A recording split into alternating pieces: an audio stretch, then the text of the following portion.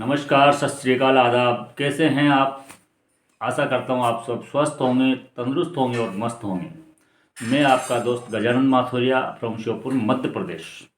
जी हाँ दोस्तों, मैं आज आपके बीच में एक यूनिक जानकारी और अपना सेल्फ डिसीजन लेकर के आया हूँ। तो सबसे पहले मैं आपसे बोलना चाहूँगा, अगर आपने मेरे यूट्यूब चैनल को अब तक सब्सक्राइब नहीं किया तो सब्सक्राइब कर लीजिए और बेल आइकॉन की घंटी को भी दबा दीजिए, ताकि सबसे पहले मेरा वीडियो आप तक पहुंचे।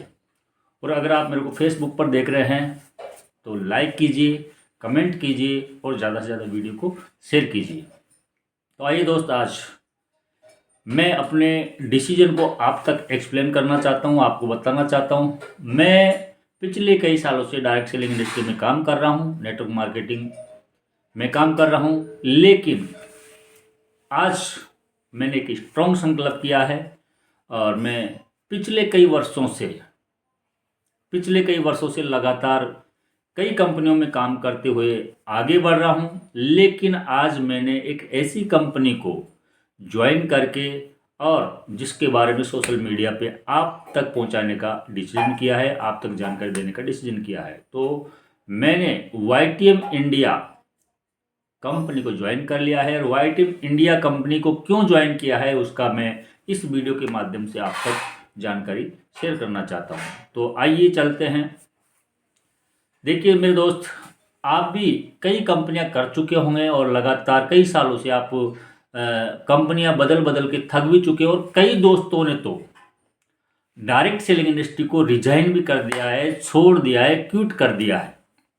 लेकिन मैं उनमें से नहीं हूँ। मैं आज भी इस डायरेक्ट सेलिंग इंडस्ट्री में टिका हुआ हूँ। कई लोग ये कहेंगे कि भैया हम तो एक ही कंपनी में टिके हुए। तो मेरे भाई, आप चेक कर लीजिए, जिस कंपनी में आप टिके हुए कितने समय से आपने इसमें टिक करके कितना बड़ा अचीवमेंट लिया है। मैं कई लोगों को मैंने देखा है कि 3 साल से, 5 साल से, 7 साल से, 10 साल से, 15 साल से एक ही कंपनी में वो रगड़े जा रहे हैं, लेकिन ज़्यादा बड़ा अचीवमेंट नहीं है। मैंने कई दोस्त ऐसे भी देखे हैं जो पिछले 10 सालों से डायरेक्ट सेलिंग इंडस्ट्री में काम कर रहे हैं, लेकिन आज भी 2 व्हीलर में 2 पहिए की गाड़ी से ही वो चलते हैं। या फिर जिन्होंने कार ले ली तो वो EMI दे के भी परेशान है, या EMI देने की भी आज उनकी हैसियत नहीं है। क्यों? क्योंकि मेरे दोस्त वो दिखावा ज़्यादा और कमाई कम कर रहे हैं। तो मेरे दोस्त, किसी भी कंपनी की हम बुराई नहीं करेंगे।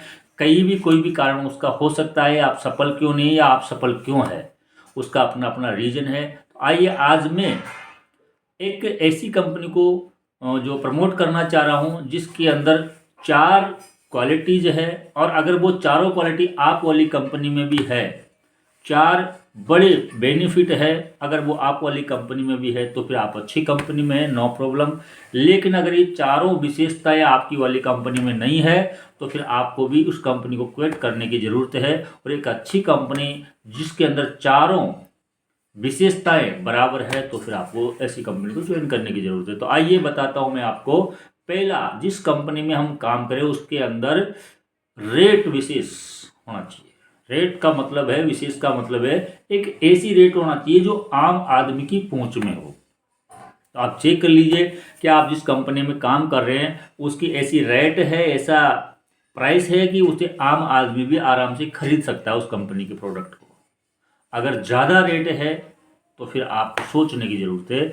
दूसरा विशेषता, हर जिस कंपनी में आप काम कर रहे हो उसमें होना चाहिए रेट के बाद में वेट, यानी वजन। वजन ऐसा होना चाहिए कि कोई ये ना कह दे कि ये सस्ता तो है लेकिन इसका वजन कम है। सस्ता तो है लेकिन इसका वजन कम है, इतने रुपए में तो इतने सारे वजन का प्रोडक्ट आता है।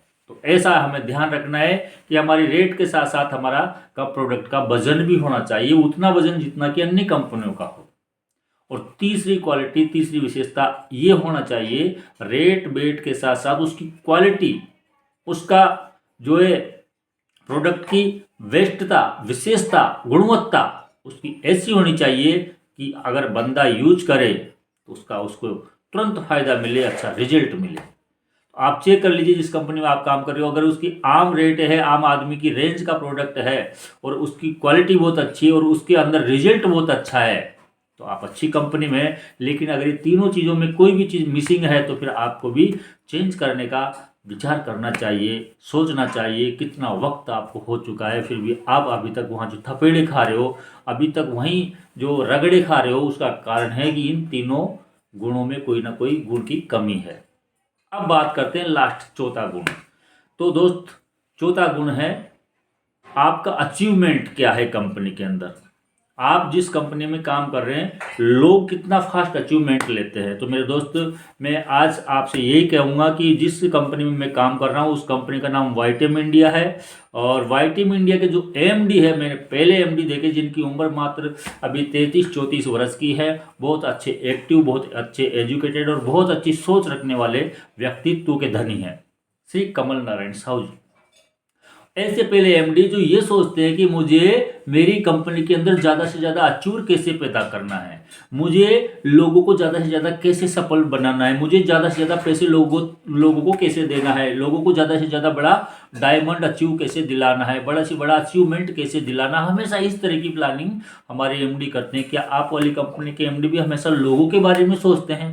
मैंने तो दोस्त अधिकतर ये देखा है कि अधिकतर जो कंपनियों के एमडी वो ये सोचते हैं कि मैं अगले 5 सालों के अंदर मेरी कंपनी को वहां पहुंचा दूंगा, मैं अगले 5 सालों के अंदर, 10 सालों के अंदर मेरी कंपनी का बड़ा से बड़ा ऑफिस उस सिटी के अंदर, उस शहर के अंदर बना दूंगा, मैं इस कंपनी को यहाँ से वहां पहुंचा दूंगा, ये कर दूंगा, वो। हमेशा अपने बारे में, अपनी कंपनी के बारे में सोचता है। लेकिन पहला जो एमडी है कमल नारायण साहू जी, वो ये सोचते हैं कि इस वाईटेम इंडिया के अंदर ज़्यादा से ज़्यादा अचूर कैसे बनेंगे, ज़्यादा से ज़्यादा सक्सेस लोग कैसे हो सकते हैं, और ज़्यादा से ज़्यादा हमारे भारतवर्ष में आर्थिक आज़ादी कैसे आ सकती है। इस विषय पे जो सोचने वाले एमडी वो कमल नारायण साहू जी है। तो ये चारों गुण, रेट, वेट, क्वालिटी के साथ साथ अचीवमेंट कितना आपकी कंपनी में है, ये सारी चीज़ें अगर आपकी यहाँ भी सही है, आपकी एमडी भी अच्छी पॉजिटिव सोच और लोगों की सोच का हमेशा ख्याल रखते हैं, आगे बढ़ाने का सोचते हैं, तो फिर अच्छी कंपनी में आप टिके रहिए। लेकिन चारों पॉइंट्स में, चार ही विशेषताओं में से एक भी अगर कम है, तो फिर आपको भी कोई ना कोई डिसीजन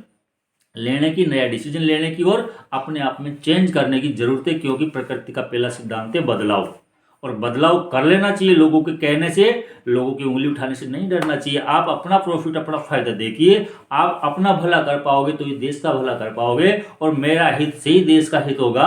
दूसरों का हित करने जाओगे, आप बर्बाद हो जाओगे, तो देश का हित नहीं होगा। इसलिए पहले स्वयं सफल बने, फिर लोगों को सफल बनाए। इसी में भारतवर्ष की सफलता का रेस है। बहुत बहुत धन्यवाद, आपने वीडियो को लास्ट तक देखा, इसके लिए थैंक यू। बाय बाय, और मिलते हैं अगले वीडियो में। तब तक के लिए जय हिंद, जय भारत।